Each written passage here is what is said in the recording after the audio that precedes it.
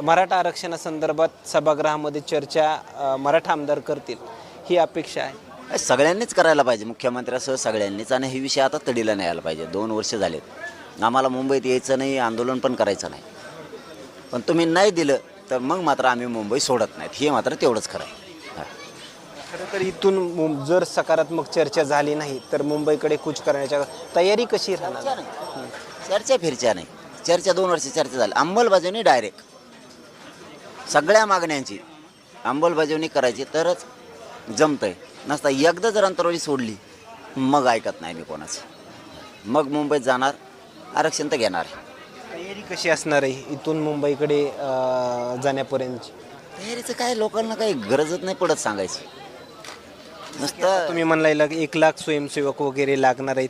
स्वयंसेवक तितके त्यांच्याशी संपर्क वगैरे करून स्वयंसेवक तयार करणं, ह्या सगळ्या